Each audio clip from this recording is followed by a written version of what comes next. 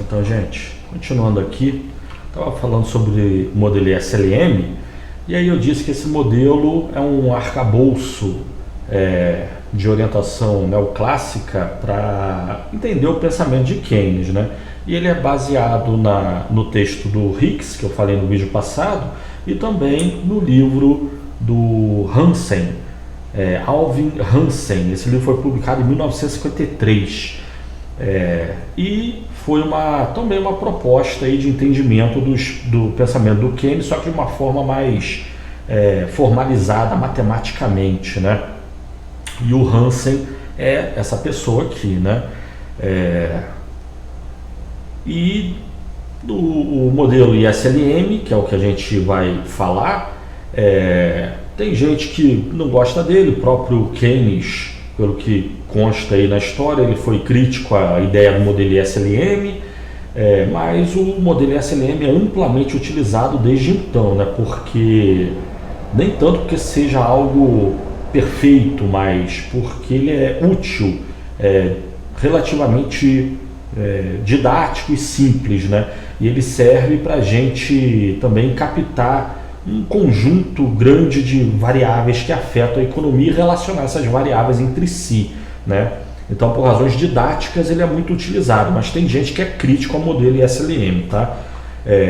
Mas ele é amplamente utilizado, qualquer livro de macroeconomia apresenta ele, mesmo os livros que são críticos abordam ou apresentam o modelo ISLM, tá? Mas então, o modelo SLM, a gente tem a curva IS, que é a curva de equilíbrio no mercado de bens, de um lado, vamos falar sobre ela, e de outro. Por que o nome do modelo é modelo SLM? Porque de um lado nós temos a curva IS, de outro lado nós temos a curva LM. Na curva IS é a curva de equilíbrio no mercado de bens. Ela representa o conjunto de combinações de juros, taxas de juros na economia e nível de renda, que mantém o mercado de bens em equilíbrio, a quantidade demandada de produção seja igual à quantidade ofertada de produção na economia, tá?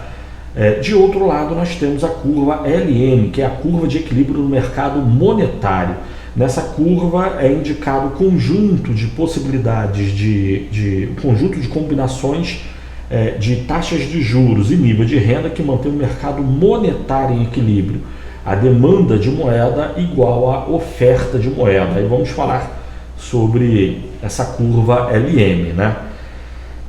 Mas no modelo ISLM, como a gente vai ver, a gente tem um problema grave, que inclusive foi reconhecido pelo próprio Hicks no artigo que ele publicou em 1980, que é o quê? É o fato da gente estar relacionando dois mercados que, embora sejam relacionados entre si, a gente tem um problema que no modelo SLM a gente considera que é um equilíbrio simultâneo entre esses dois mercados, o mercado de bens e o mercado monetário. E na realidade o equilíbrio não é obrigatoriamente simultâneo.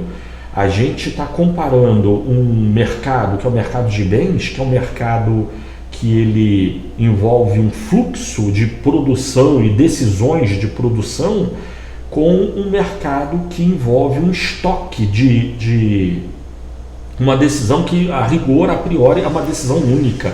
É a decisão de alocar um estoque de riqueza. Então, a gente considera que uma pessoa que tem um dinheiro guardado, esse dinheiro está dado. Ela tem um certo montante, uma poupança, 100 mil reais, 10 mil. Como alocar essa poupança é um problema econômico que a gente vai tratar aqui, né? Se ela vai ter ativos de longo prazo ou curto prazo, renda fixa, renda variável, a taxa de juros, se ela fizer uma aplicação fixa, a taxa de juros fixo ou flutuante. Essa é uma decisão que a pessoa tem que tomar, mas ela toma essa decisão em relação ao estoque de riqueza que ela já tem e que veio de períodos passados, né? Isso vale para ela e vale para todos na economia que tenham uma riqueza acumulada, em termos de monetários ou ativos monetários, né? Ativos de alta liquidez, ou até mesmo bens, né? Muitas pessoas podem comprar bens tendo-se em vista acumular riqueza, um apartamento, um sítio, uma fazenda, né? Na realidade, a pessoa está poupando dinheiro comprando esses bens. Isso é uma coisa. De outro lado, nós temos a atividade diária da pessoa, né? Ela está continuamente trabalhando, produzindo, comprando, vendendo. Isso aí é um fluxo de decisões. E aqui no modelo SLM tem esse problema. A gente vai tratar a curva IS e a curva LM como tendo um equilíbrio simultâneo entre si. Só que esse equilíbrio simultâneo tem que ser apropriadamente entendido, né? Ele, na realidade, não é. As decisões no mercado de bens não seguem simultaneamente as decisões do mercado monetário. A rigor, o mercado monetário ele vem antes do mercado de bens, no sentido de que, hipoteticamente, em determinado ano, vamos iniciar o ano. Tá, nesse ano a gente vai trabalhar e produzir. Só que ao trabalhar e produzir, vamos trabalhar e produzir, para começar, já tem gente com dinheiro guardado e alocando dinheiro para lá e para cá. Então as decisões monetárias, elas já estão ocorrendo e vão impactar o mercado de bens. Já o mercado de bens começa a ocorrer a partir de agora. Podemos pensar assim. Não que a gente toma decisões monetárias de alocação de moeda antes do início do ano e quando começa o ano a gente passa a tomar decisões só de bens. Não, as decisões relativas à quantidade de mercado de bens e mercado monetário, eles têm uma certa simultaneidade. Só que no mercado monetário a gente está tratando de um estoque acumulado ao longo de anos. O mercado de bens ocorre a cada dia, né? Parte dos bens produzidos acabam formando riqueza que vai sendo acumulada ao longo do tempo, né? Mas enfim, a gente vai tratar o modelo ISLM como normalmente a gente vai tentar alcançar o equilíbrio simultâneo entre esses dois mercados. O problema aqui é a palavra simultânea. Mercado de bens tende ao equilíbrio, mercado monetário tende ao equilíbrio, mas a simultaneidade é um problema aqui, tá? Que a gente vai desconsiderar, vamos tratar como sendo assim, mas tem esse problema no modelo SLM, tá? Mas então, curva IS. Vamos primeiro ver a curva IS, depois vamos ver a curva LM. Na curva IS, por que tem esse nome IS? O I é de investimento, o S é de poupança. E para o mercado de bens estar em equilíbrio, o volume de investimento na economia, como começamos a demanda agregada falando, né? Você tem um país que produz e tem um PIB de 1 trilhão. Desse PIB de 1 trilhão, a população consome 600 bilhões. Sobra 400, ela poupa. É o S de save em inglês, poupança. Há uma poupança. Essa poupança tem que ir financiar alguém. Tradicionalmente, em economia, se considera como sendo os investidores, né? Mas então, se a poupança da população está financiando os investidores, então está tudo certo, o mercado de bens está em equilíbrio. Agora, se o volume de poupança da população é maior do que os investimentos, isso vai gerar um desequilíbrio. A gente está tendo menos demanda do que produção na economia. A economia está produzindo, está gerando uma renda de 1 trilhão, mas não tem demanda para isso. Problema, vai dar um impacto na economia. Se o volume de investimento for maior que o volume de poupança, então a gente tem um problema que no caso seria menos pior, né? O país está produzindo um tanto, tem um PIB, só que ele está comprando mais do que isso. Então, supostamente, hipoteticamente, há uma tendência a crescimento do nível de produção, tá? Mas, ou seja, para a economia estar em equilíbrio, a gente tem que ter uma situação na qual o volume de investimento seja igual ao volume de poupança. O S ali é de poupança, tá? Em inglês, save em inglês. No mercado monetário, ali a L e a M, tem uma ideia parecida. Por que é L e M? L tem a ver com liquidez, é a demanda de moeda, a demanda de liquidez. Vamos falar sobre isso depois. E M é a oferta de moeda. Então, curva IS, curva de equilíbrio no mercado de bens, no sentido de que o volume de investimento tem que igualar a poupança. Curva LM, a demanda de moeda tem que igualar a oferta de moeda, tá certo? Aí tem professores, dependendo do professor, ele pode fazer um gráfico só para explicar o porquê que é IS, a relação entre I e S, né? Mas é basicamente isso que eu falei. Vamos ver a curva logo diretamente, né? Mas enfim, a curva IS é a curva de equilíbrio no mercado de bens e ela representa o conjunto de combinações de renda e taxa de juros que mantém o mercado de bens em equilíbrio. Então, se a taxa de juros for maior, é um dos impactos dos, por exemplo, investimentos sendo maior que poupança, então o nível de renda tende a crescer. Ou, melhor dizendo, o nível de renda tende a crescer, sim, porque as empresas estão investindo mais do que a população está poupando, mas uma consequência é que justamente os juros têm que subir, né? Mas enfim, vamos ver essa relação. Então, graficamente, a gente vai ter no gráfico de cima a nossa chamada cruz keynesiana, já falamos sobre ela, é a reta de 45 graus. No gráfico de baixo, nós temos a relação entre juros e renda, tá? A curva IS ela vai estar no gráfico de baixo ali. Mas então, vamos dizer que na economia existe um certo nível de juros, I1, 10%. Vamos pensar em taxa de juros de mercado, I1. A esse nível de juros, a gente vai ter um certo montante de despesas privadas na economia, investimento, que a gente já viu, volte lá na função investimento, que a gente já tinha visto, o investimento na economia, hipoteticamente, supostamente, é I barra menos BI. B é a sensibilidade do investimento aos juros, os juros é esse aí que a gente está vendo, né? Então haverá um certo montante de despesas autônomas na economia. O exemplo numérico que a gente viu anteriormente, o B era zero para simplificar, para desconsiderar os juros.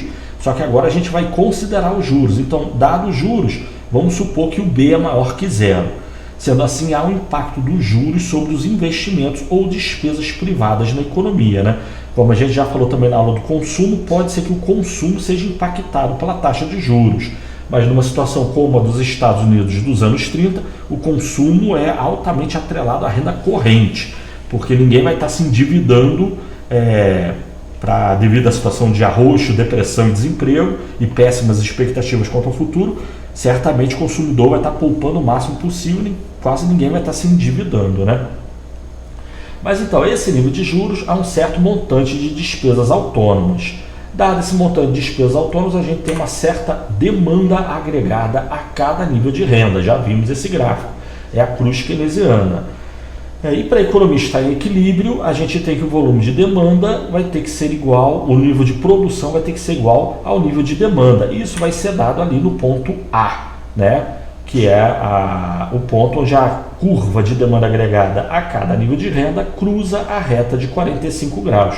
E sendo assim, nós temos uma combinação entre juros e renda, no gráfico de baixo, que mantém o mercado de bens, o gráfico de cima, em equilíbrio, tá? Então, no mercado de bens, o volume de produção iguala o volume de demanda na economia.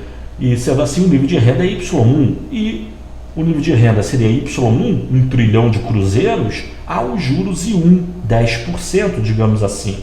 Esse é o ponto de equilíbrio inicial, tá certo? Aí digamos que os juros caiam, diminuam por alguma razão de 10% para 5%, ou de I1 para I2, tá?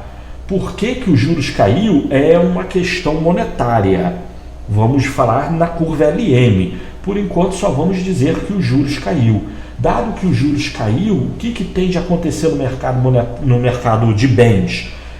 Supondo que investimentos ou despesas privadas, especialmente investimentos, sejam sensíveis à taxa de juros, essa queda da taxa de juros tende a elevar investimentos na economia, despesas privadas, sem que haja variação na renda, ou seja, ao nível de renda zero, o montante de despesas autônomas na economia aumenta.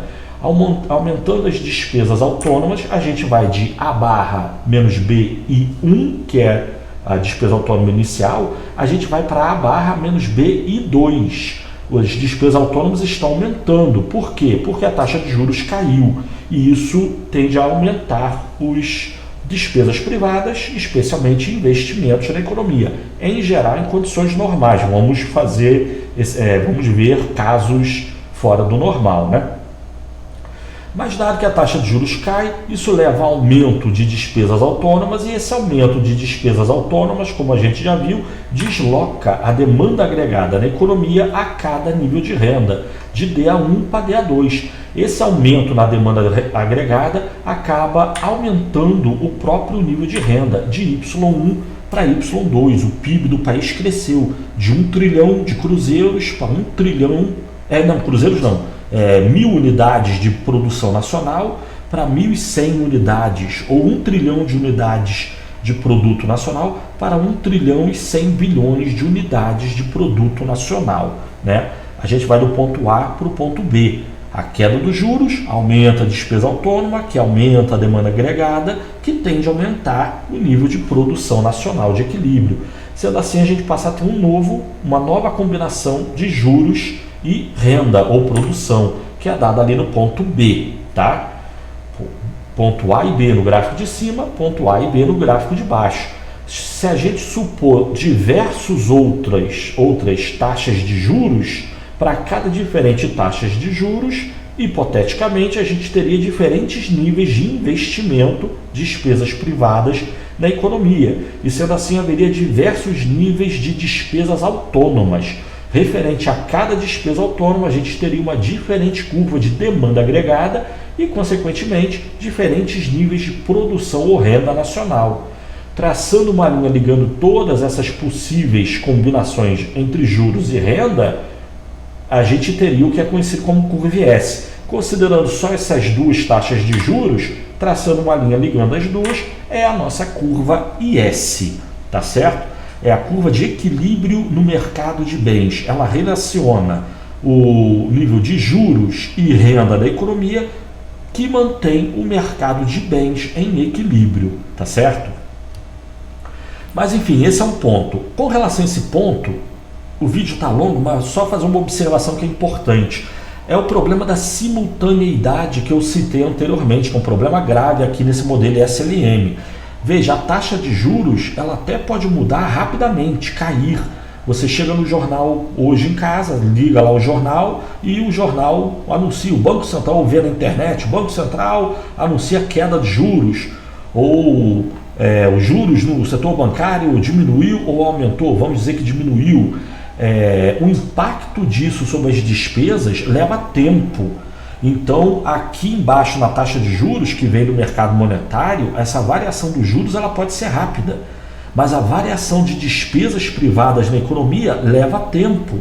Um juros que caia e leva uma pessoa a comprar uma casa, um carro, ou uma empresa, ou um fundo de investimento, como a gente já falou, a realizar o investimento, isso leva tempo, né? Não é mecânico automático. Os juros pode variar rapidamente, mas o impacto dele sobre a decisão de comprar mais, por exemplo, uma queda dos juros leva mais pessoas a comprar mais, a decisão até pode ser rápida, só que executar a decisão e o impacto da execução dessa decisão sobre a economia, isso leva muito tempo. Então, o ponto A e B, considerando a taxa de juros no mercado de baixo, ele tende a ser mais rápido que o ponto A e B no gráfico de cima, tá? Embora, na realidade, eu estou querendo chamar a atenção para o mercado monetário. Estou querendo dizer que a taxa de juros lá no mercado monetário varia rapidamente, mas aqui o impacto dessa variação dos juros aqui no mercado de bens, ela tende a ser mais lenta. Então é o problema que eu falei, a gente vai considerar equilíbrio simultâneo entre S e LM, só que esse equilíbrio ele é crítico, ele não é exatamente como o modelo indica, o modelo SLM indica, tá certo? Mas ficamos por aqui agora então, valeu, tchau!